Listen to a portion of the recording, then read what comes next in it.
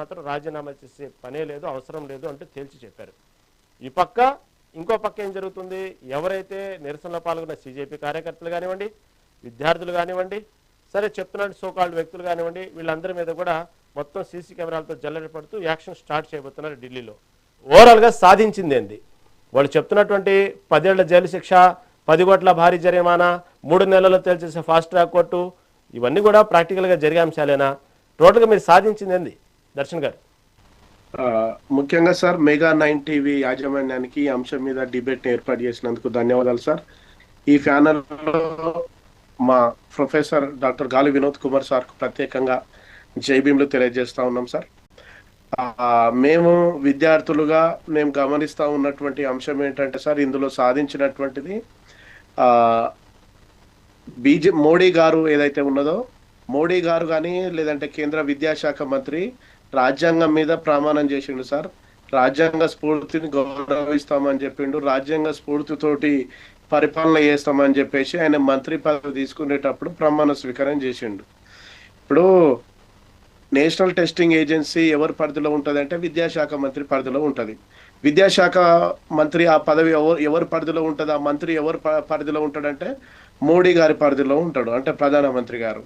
దీనికి మేము ఏమంటున్నామంటే సార్, మాలాంటి ఒక పిహెచ్డి స్కాలర్గా విద్యార్థులుగా ప్రత్యక్షంగానో పరోక్షంగానో ఈ బాధ్యత కేంద్ర విద్యాశాఖ మంత్రిదే సార్. మేమేమంటున్నామంటే సార్, మోడీ ప్రభుత్వం ఏం చేస్తుందంటే చెట్టు కొమ్మల్ని నరికేసే ప్రయత్నం చేస్తున్నారు. మేమేమంటున్నామంటే ఒక చెట్టు ఉన్నది అనుకో, దాని పునాదుల్ని తీసేయండి అంటున్నాం. ఇప్పుడు నేషనల్ టెస్టింగ్ ఏజెన్సీలో పేపర్ అవకతవకలు కానీ పేపర్ లీకేజ్ జరిగిందంటే ప్రత్యక్షంగానో పరోక్షంగానో కేంద్ర విద్యాశాఖ మంత్రి అనేటువంటి వ్యక్తి బాధ్యత వహించాలి. ఇప్పుడు ఆయన రాజ్యాంగ స్ఫూర్తికి విరుద్ధంగా నాకు సంబంధం లేదంటే ఇది ఎంతవరకు కరెక్టు అని చెప్పేసి మేము ఈ సందర్భంగా అడుగుతున్నాం. అయితే ఇక్కడ పాయింట్ ఏంటంటే సార్, మోడీ ప్రభుత్వం అంటే నేను అంటున్నా సార్, మేము చూస్తూ ఉన్నది కళ్ళ ముందు ఏం చేస్తున్నామంటే మోడీ ప్రభుత్వం ఏం చేస్తుందా అంటే ఏదో భేషజాలకు పోతుంది సార్. అంటే ఈగో పెట్టుకొని ఉన్నది మోడీ ప్రభుత్వము. రాజ్యాంగ స్ఫూర్తి కనిపించట్లేదు, ప్రజాస్వామ్య స్ఫూర్తి కనిపించట్లేదు, రాజ్యాంగ విలువల్ని ప్రజాస్వామిక స్ఫూర్తిని మోడీ ప్రభుత్వం తుంగలో తొక్కుతుందని చెప్పడానికి నిదర్శనం ఏంటంటే, మహిళలను చూడకుండా విద్యార్థులను చూడకుండా వాళ్ళను గుంజుకపోయి లాఠీలతోటి ఫస్ట్ ఆఫ్ ఆల్గా క్షమాపణ చెప్పాలి సార్. ఎవరు పోలీసులతోటి క్షమాపణ చెప్పియాలి. ఇప్పుడు పోలీసులు లాఠీచార్జ్ చేసిరంటే కేంద్ర విద్యాశాఖ మంత్రి అయినటువంటి ధర్మేంద్ర ప్రధాన్, అదేవిధంగా అమిత్ షా గారు కానీ మోడీ గారి పర్మిషన్ లేకుండా వాళ్ళు లాఠీచార్జ్ చేయరు సార్. వాళ్ళు లాఠీచార్జ్ చేసిరంటే మోడీ చేయించినట్టే, అమిత్ షా చేయించినట్టే, ధర్మేంద్ర ప్రధాన్ దాడి చేయించినట్టే. 5,000 మంది పోలీసుల భద్రతా బలగాలు శాంతియుతంగా నిరసన చేస్తే లాఠీచార్జ్ చేయాల్సిన అవసరం ఏముంది సార్? మాట్లాడవచ్చు కదా బయటకు వచ్చి. ఇప్పుడు కూడా మేము ఏమంటున్నామంటే మోడీ గారికి మేము విజ్ఞప్తి చేస్తున్నాం. ఏం విజ్ఞప్తి చేస్తున్నారు? మన మెగా 9 టీవీ ద్వారా ఏం చేస్తున్నామంటే మోడీ గారు ఫస్ట్ చేయాల్సింది ఏంటంటే ఎన్టీఏను రద్దు చేయడంతో పాటు ఒక ఎత్తు అయితే, ఇప్పుడు గతంలో మంత్రులు రాజీనామా చేశారు ఏదన్నా తప్పు జరిగితే, మరి ఎందుకు ఈయనను బర్తరఫ్ చేపిస్తలేడు, ఎందుకు రాజీనామా చేపిస్తలేడు? మోడీ గారికి ఈ మంత్రికి ఉన్నటువంటి అనుబంధం ఏంది? తప్పు జరిగింది అని ఎందుకు బయటకు వచ్చి చెప్పట్లేదు అనే ప్రశ్న బయటకు వస్తుంది సార్.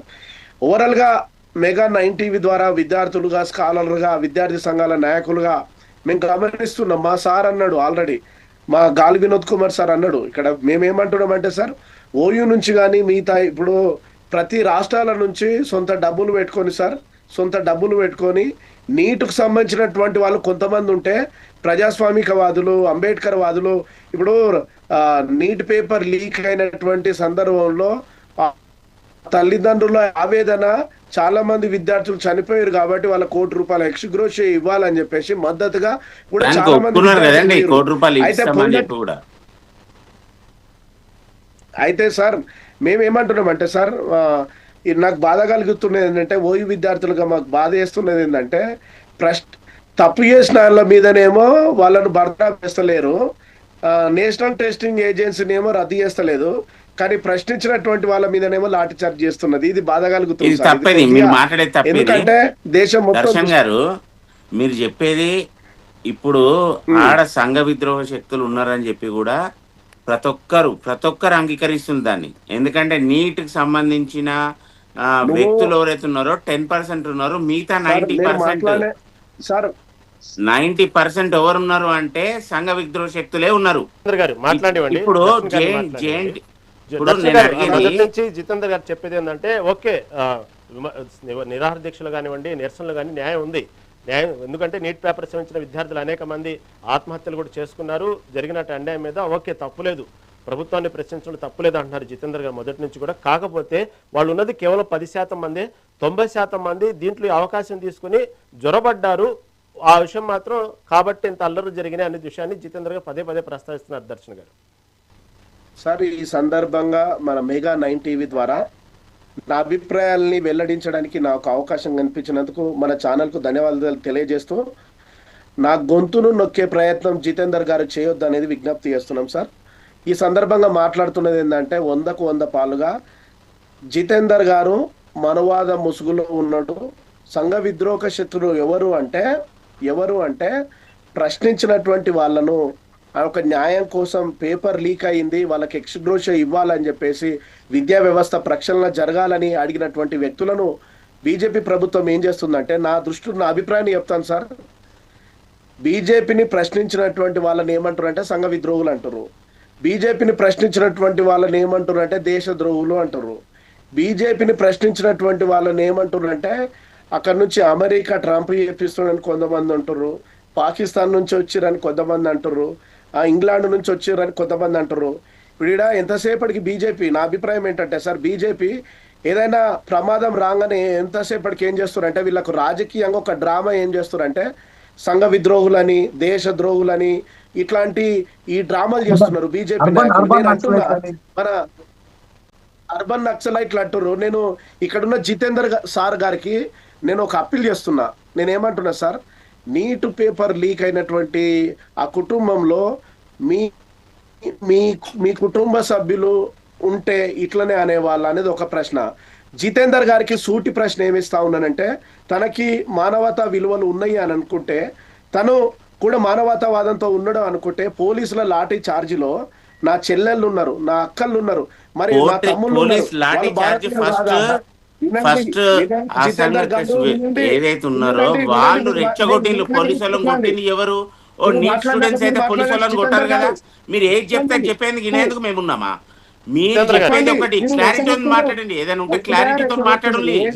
ఇష్టం వచ్చేది మాట్లాడితే మేము ఇష్టం వచ్చేది చేస్తే అది చెప్తేనే నిజమైతుంది అనేది ఎవ్వడు వినరు ఇక్కడ. మీరు చెప్పేది ఒకటే, మీరు పోలీసు వాళ్ళని ఫస్ట్ కొట్టిందా లేదా? ఓకే, దర్శన్ గారు జితేంద్ర గారు దర్శన్ గారు మేము ఇక్కడ రాజకీయం చేస్తలేము. మీరు ఇవాళ మిమ్మల్ని సపోర్ట్ చేసేందుకు మీరు ఓయూ విద్యార్థులు ఉన్నారు, మరి ఇక్కడ కూడా ఇక్కడికి పంపించమని చెప్పండి. మీ ఓయూ హాస్టల్ కూడా ఎంతమంది పంపిస్తున్నారో బయటికి వెళ్ళి అవన్నీ ఫుడ్ మీ ఓయూ హాస్టల్ కూడా పంపమని చెప్పండి. నేను ఏమంటున్నా, జితేందర్ గారు నీకు బాధ్యత ఉంటే నేను సూటి ప్రశ్నిస్తున్నాను, దానికి సమాధానం గారు. ఇక్కడ ప్రతి ఒక్కరు కూడా మేము బాధ్యతగా ఉన్నట్టే మేము వివరిస్తున్నాము. మేము బాధ్యత లేనట్టు వివరిస్తాము. కాంగ్రెస్ హయాంలో ఎన్ని జరిగినాయి తెలుసా మీకు? రామచంద్ర గారు చెప్పబోతున్నారు. ఒక్క నిమిషం వెయిట్ చేయండి. రామచంద్ర గారు చెప్పండి.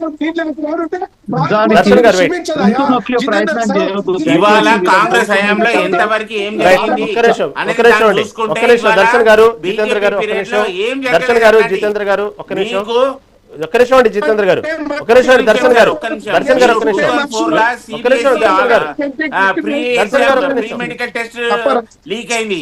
2006 అకౌంటెన్సీ పేపర్ లీక్ అయింది. 2007 and 11 engineering entrance paper leak అయింది.